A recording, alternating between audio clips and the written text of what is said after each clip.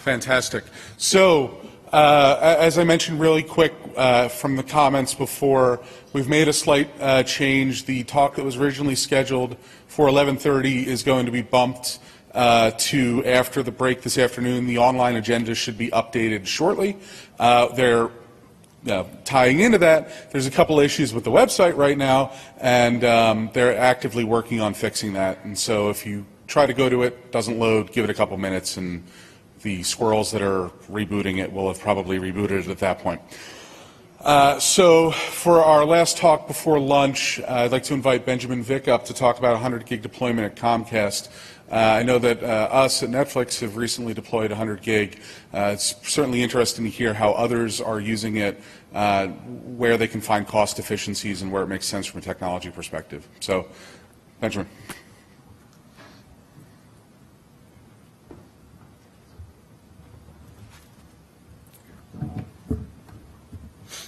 Good morning, everybody. My name is Benjamin Vick. I'm a transport engineer for Comcast. I just wanted to thank everyone for giving me the opportunity to get up here and speak about this.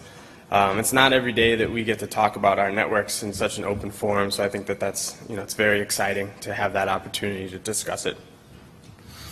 My goal here today is really to discuss some of the challenges that we've had developing this network.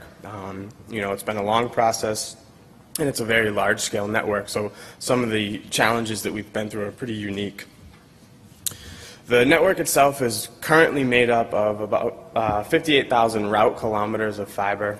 We've got over 450 physical sites, and we've got over 1,200 transponder and photonic shelves.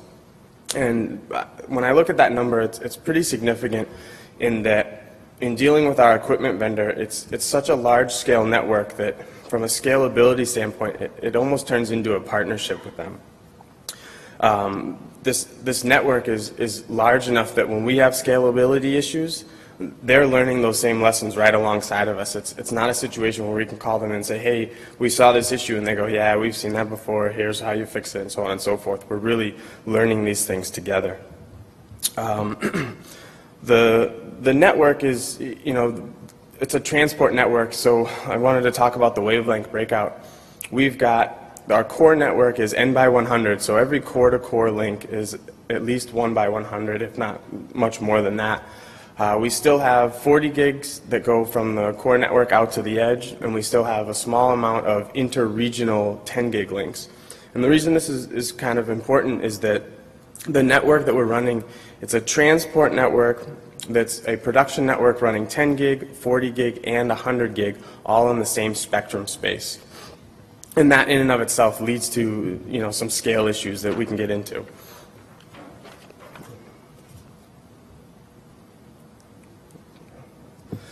So just to give you guys an idea, this is just a quick map of the network itself. It's a national network. It's our backbone network. And as you can see from the picture, it's a relatively large network. This is not a small network. This is a very large network with unique issues. I wanted to just quickly touch upon some of the terminology related to DWDM, just so that everyone was on the same page as I talk through some of these things. Pretty much in a DWDM system, you've got a router that interfaces with a transponder. What we call that is it's a gray light connection. From that gray light connection from the router, you then have a transponder that changes that into a colored wavelength that follows the ITU grid. From this ITU grid colored wavelength, we come into an optical filter. This filter is responsible for combining or multiplexing multiple wavelengths from multiple transponders and then feeding those wavelengths into what is called a wavelength selective switch. The wavelength selective switch basically determines which direction you're going to leave your DWDM site on. So from this switch, you then have multiple wavelengths combined onto a single pair of fiber that head into an amplifier, and that amplifier then leaves the site and sends the wavelengths down that pair of fiber to the next site. Usually in a long-haul application, that next site's going to be an inline amplifier site. So this site is basically just responsible for amplifying the wavelengths and continuing to send them on down the line. In a long-haul situation, you'll have multiple amplifier sites before you hit your next ROADM site, which is a reconfigurable optical add-drop muxing site. Again, this site has basically two responsibilities. It either is going to break out the wavelengths, send them into a transponder which will terminate on a router, or it will reroute the wavelengths in a different direction and send them on a new path to their next ROADM site. So our backbone network is basically responsible for a couple of types of traffic. Primarily, its responsibility is to carry traffic from between our different regional networks. We also carry traffic from the backbone into and out of our internal data centers, and we also handle edge connections with our external partners as well. So here we go. I mean, this was pretty much the start of the network. 2003, 2004, we started the idea. This was really the design phase. So to start the design, we had to consider fiber. And as you can see on this list here, there's multiple types of single-mode fiber that make up our backbone network. Unfortunately, in a national network scenario like this, you don't really have as much control over the fiber that you would in a smaller metro network. And so you have to kind of take pieces here and there and take what's available. And that, it makes it really important that your network is robust, because all of these different types of fibers have different characteristics, have different strengths, different weaknesses, and you need to be able to put your network on all of them across the board. In our design phase, we basically chose Nortel, now Ciena, as our equipment vendor. At the time, they were taking a little bit of a chance and deviating from what was the commonplace DWDM architecture by using an electronic dispersion compensating transponder. At the time, the norm was to use a fiber-based dispersion compensation unit, which was just a module that had a spool of fiber in it. You racked it in a rack, you connected it to your amplifiers, and that was the process. It was very static. If your fiber characteristics changed, you would have to swap out the modules. It was a major maintenance. The solution that Ciena was developing was one that was very dynamic. It could handle changes in the fiber characterizations, and so it really could change things on the fly. So to us, that was a very interesting thing to have as a technology, but the other thing that was extremely important to us was their promise of coherent receivers in transponders. And what the coherent transceivers offered in the future was going to be basically a uniform performance level across all of these multiple types of fiber. So as a large national network, that's really what you're looking for. You want everything to kind of look the same and feel the same across your network. So when you're in California and you've got a certain type of fiber, and you're in Boston with another type of fiber, your transponders are doing the same thing, and that was extremely important. The other thing that the coherent receivers were going to provide to us in the future was their ability to handle different modulation schemes. And what these modulation schemes were going to allow for was increased data rates. So building our network at 10 gig initially, we knew that we were going to grow. We knew that we needed to have a path for growth, and having a coherent receiver that could push 40 gig, that could push 100 gig, those were promises of the future that we really wanted to sort of take them up on it and see where it led to.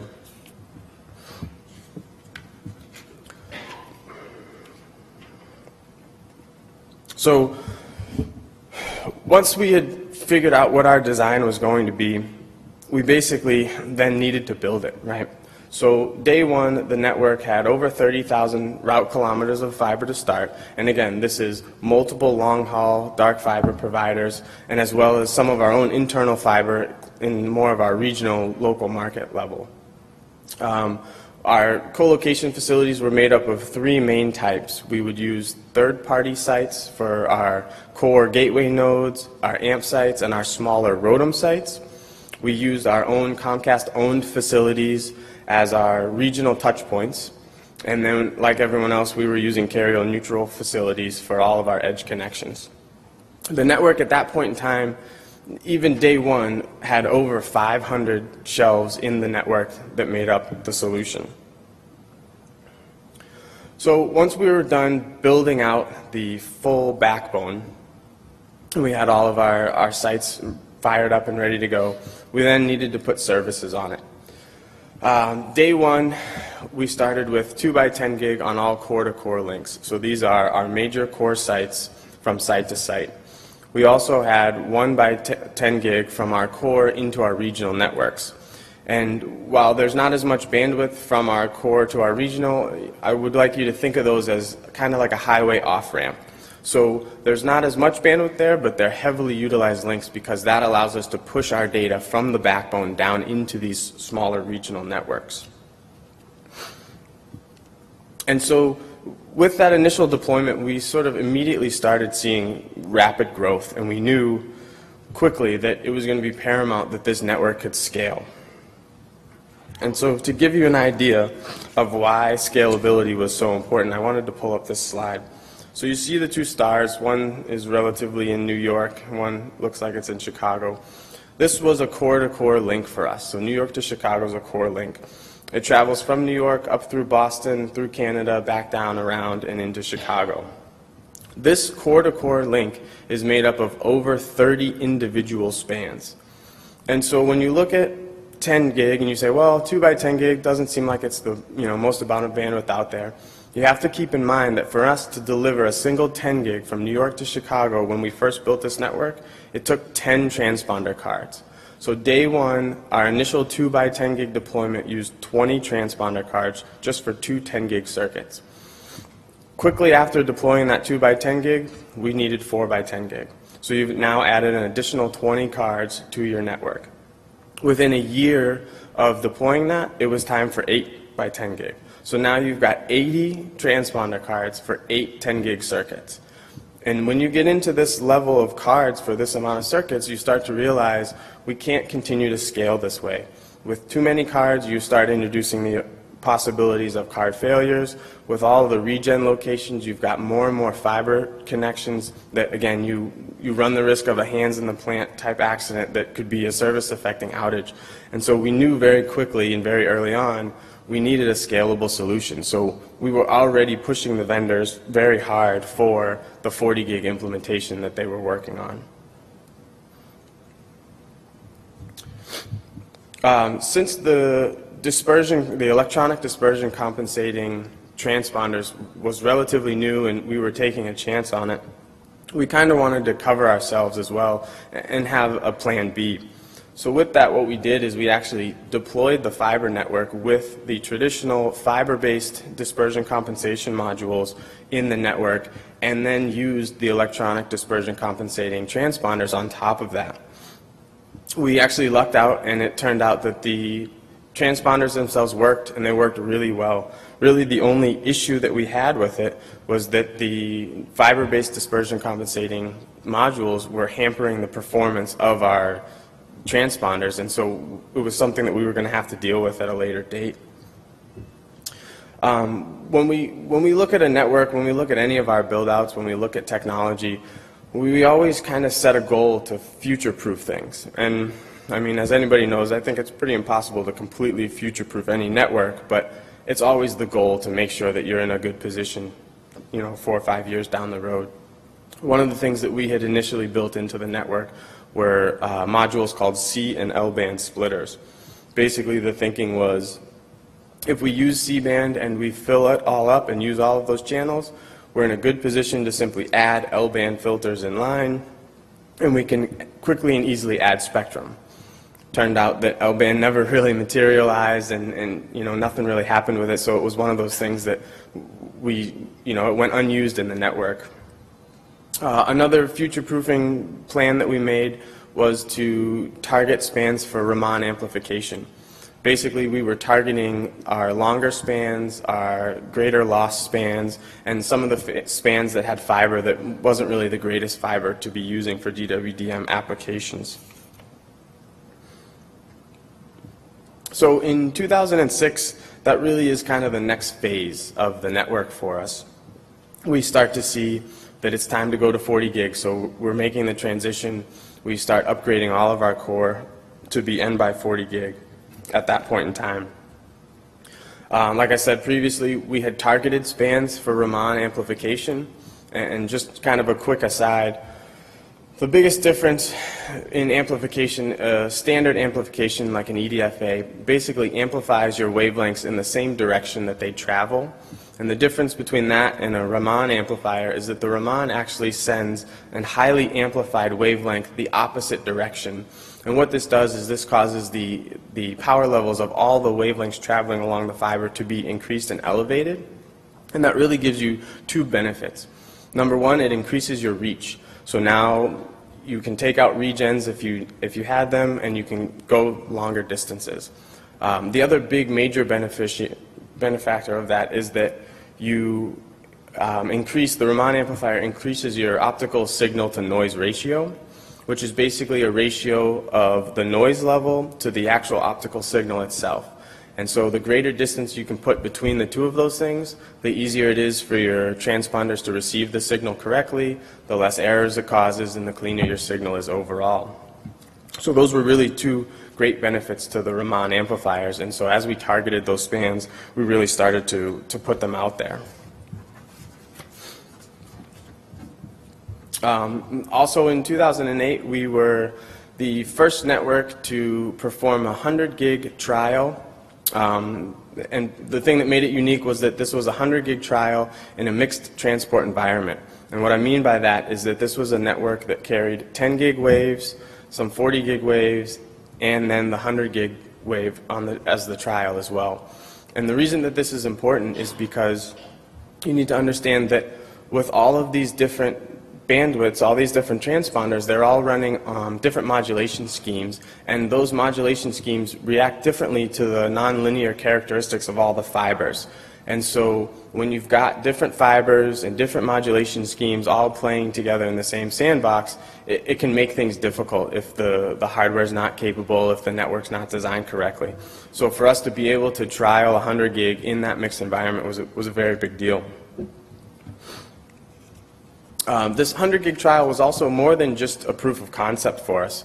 This was going to be the future. So when we did this 100 gig trial, we really were looking to learn lessons. We were really looking to figure out what we needed to do to the network in order for us to move to 100 gig and move there smoothly. We didn't want to wait till we rolled it out to figure out that we needed to change things. That would have been too late.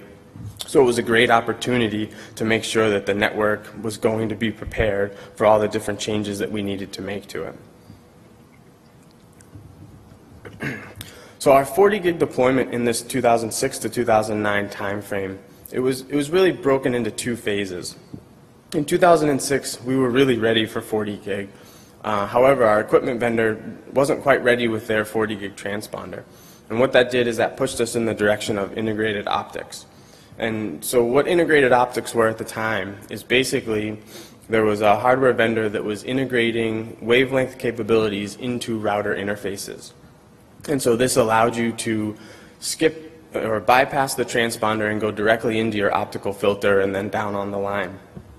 And this was a good solution as sort of a stopgap for the time because we really didn't have a 40 gig transponder to use. However, it did present some challenges. The first and foremost challenge was reach. We really were not getting the reach that we were used to on the 10 gig scale out of these integrated optics on the 40 gig level. And what that really pushed us to is we then needed to add regens into the network to carry these 40 gig channels from core to core. And so you're incurring more costs, you're incurring more complexity into the network. And that really wasn't a direction we necessarily wanted to head in, but it was something we needed to do because the bandwidth demand was there.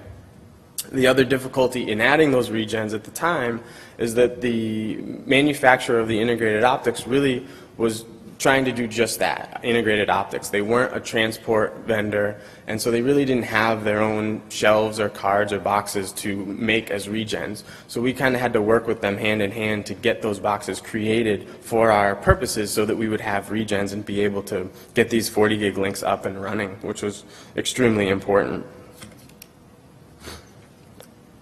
And so at that time, in that sort of 2006, 2008 timeframe, the network is really expanding quite rapidly. And in 2008, our hardware vendor had come out with their 40 gig transponder solution.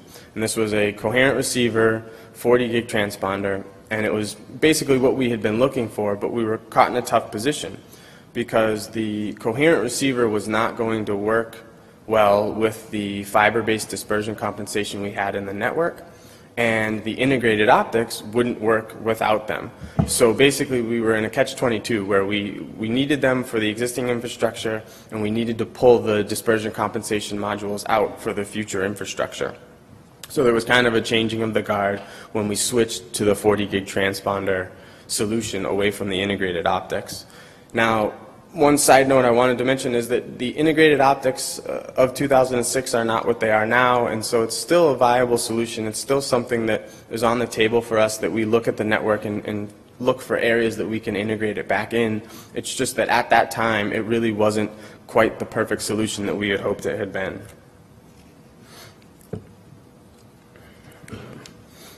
And so as the network grew, we really knew it was time to advance. And as you'll see in this next slide, I can point to really where this was going. So as you look at this slide, this is a graph of bandwidth just on one of our sample long-haul spans. And really, as you can see in 2009, we're ready for 100 gig at that point. At that point, this sample span, for example, was 8 by 40. And again, we started running into the same issues we were having with the 10 gig network, right? The scalability issues. When you're 8 by 40, you have those scalability issues that you really want to push to the next level, which was 100 gig for us. As a quick aside, looking at this graph, you can see in 2013, we are currently at 14 by 100 on this span. So when we talk in the future about 400 gig and terabit and what the next path will be, if today terabit was available, on just this span alone, we would need 2 terabit channels to handle the traffic. And so we very much are pushing for the future, and we're ready for that change to happen. So I mean, we've talked to a lot of people and we've heard a lot of things, but right now we're ready for that terabit solution, and you can see that we're still pushing even today in this network growth area. And so coming up on 2010, we were starting to, really move forward, and we understood that 100 gig was now something that was going to be here soon. And the lessons that we had learned during the 100 gig trial were really things that we needed to put into practice now in order to be ready. We didn't deploy 100 gig wide scale across the network until 2012, and so before that, it was really time to clean up the network. So we knew from our 100 gig trial that we were not going to be able to have the fiber-based dispersion compensation modules in the network. So that meant we needed to pull all of those out, which also meant we needed to fully remove any of the integrated optics from the network, because without the dispersion compensation, they weren't going to work as well. So that started really a 2-year process to get those out. I mean, this was a site-by-site maintenance project that it took about 2 years to get through, removing all of the modules and getting the integrated optics out of the network at that point in time. The other major project that we had to undertake was called a thin OADM to full ROADM. Initially, the network was built with these totem sites, and they really needed to be converted to ROADMs for this 100 gig to work. So again, that's a site-by-site conversion, a lot of maintenance work, a lot of time that it takes to get all those out of the network and fully converted. So again, that was another 2-year project to get all that taken care of. I'll get into the details of the totem versus ROADM in a minute here. So again, another scaling issue. As our network continued to grow, initially the inter-shelf communication was built upon an architecture of just a single OSPF area. And as time went on and as the network grew and more nodes were in the network, we started to have some troubles. We started to have some communication failures between the nodes, and we really started noticing that the routing tables were getting too big, too large for the shelves themselves to handle, and a lot of the routing update type information between shelves was bogging down that communications channel. So at that point in time, again, this was an instance where it really was kind of a partnership with the hardware vendor to come up with a solution. The solution that they had come up with was called Database Replication Service, which basically allowed them to break up the communication into multiple OSPF areas so that the shelves could communicate a little more cleanly and still still provide all of the PM data that we needed to run the network on a sort of day-to-day basis. Early on in the network's days, it was really optimized for 10 gig. At this point in time, though, in 2010, 2011, we're really scaling back the amount of 10 gigs that are on the network and looking to shift the optimization away from the 10 gig direct detection technology and towards the coherent receiver technology that was offered and going to be offered in 40 and 100 gig. And so one of the steps that we used to handle that was called differential provisioning. This basically allowed us to change the output power values of our transponders on the network. In order to get them to sort of cooperate well together, we needed to have this ability so that they wouldn't sort of interfere with each other. A lot of times we would find that we needed to have what are called guard bands or guard channels in the spectrum, which was basically just a gap between a 10 gig wave and a 40 gig wave so that they wouldn't interfere with each other. And unfortunately what that did is that cut down on our spectral efficiency for the time being. So it was really imperative that we really start getting the 10 gigs out of the network as much as we possibly could. And then basically at this time, all of our optical filtering was done through these totem nodes. And all that was is that it was a grouped filter that had 8 channels available, and you could daisy chain multiple filters in line to get the full use of the spectrum, so the 88 channels or thereabout. And previous to 100 gig, what we had always done is if you needed to come into a node and then change direction and go to another node, you would simply jumper a fiber connection between 2 filters and the signal would come in and pass through. Through the 100 gig trial, we learned that that was not going to be the way forward. We were not going to be able to do things in that mode anymore. And that meant that we then had to transition all of those locations and all of those nodes to full ROADM sites, which meant WSSs, 44 channel filters, and so on, so that they could handle the 100 gig transition. So that brings us kind of up to present day. We have transitioned all those totem to ROADM nodes on the core network. We're still doing that out at the edge as we push 100 gig into our smaller regional networks. We also are looking at basically expanding routes. So this year and next year we've got several new core-to-core links that will go in. And again, there's not trivial links. These are links that have between 13 and 15 spans inside of them, so they will be rather major builds. We've also incorporated new vendors into the network. This has helped on 2 fronts. Really, it's helped us keep up with the latest technology, but it's also helped us take advantage of the competitive differentiators between the vendors. They always want to try and get their foot in the door with something different and something new, and a lot of times those are great features to have, and so it helps to have them in the network alongside your incumbent vendors. We've also always sort of encouraged partnerships that help enhance the network in any way possible. So, I mean, that's really just a forward-looking process that we have. And then looking to the future. So like I said before, we're pretty much ready for terabit now. A lot of what we've seen in the 400 terabit range is short distance right now. So we've worked really hard over the last couple of years to remove regens from the network. We're not really looking forward to putting them back in. So we're in a spot where we're pushing hard on the vendors to make sure that when that terabit solution comes out, it is a long-haul application, that it's not simply a metro play and we're going to have to spend a bunch of capital to go put regens back in the network, because we really spend a lot of time getting those out. Another technology that we're kind of looking at is this colorless, directionless.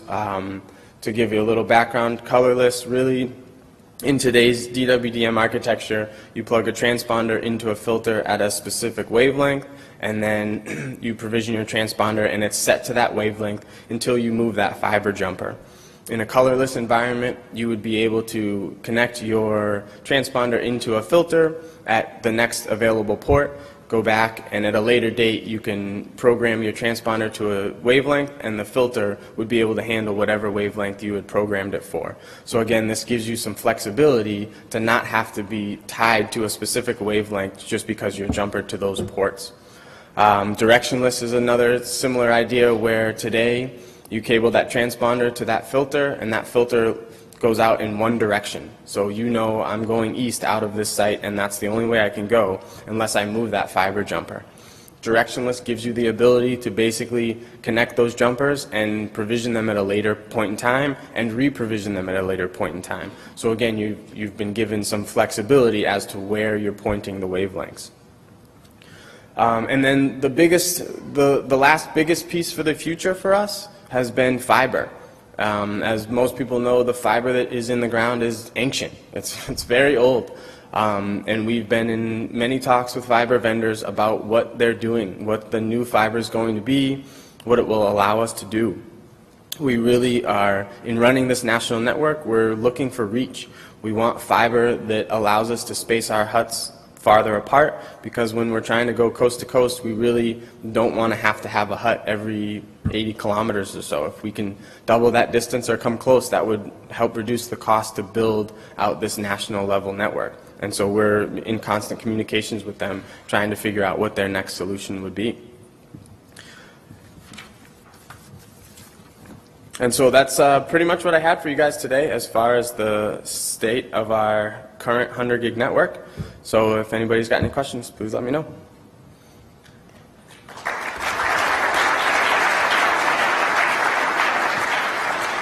All right, we'll take, literally, you get the only question, because we have to get to the break on time. I'm sorry.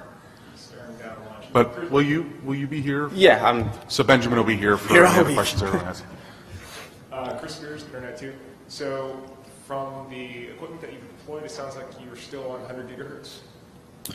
So no, we're currently at 50 gigahertz spaced. Yep.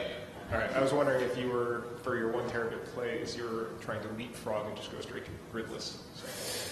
So yeah, that's something that we're kind of discussing. It's more in the hands of the vendors at this point.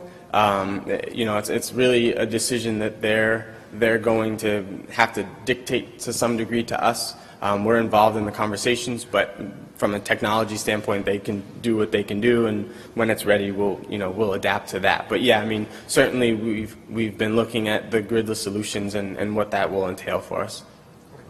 And if anyone else is around that has a lot of other 100 gig pluggables like they do, I'd love to talk to you all. Absolutely. So thank you very much again. We're going to go to break.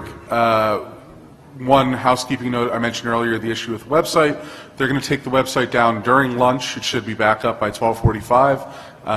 And the updated agenda will be posted at that time, and you'll be able to log in and vote and do whatever you need to do. We will be back here on time at 1 o'clock. For newcomers, I invite you to bypass the lunch immediately in the foyer and instead go to the Acamel boardroom, where we'll do the newcomers lunch as well. Any old timers who would love to come, we'd love to have you. Thank you, everyone.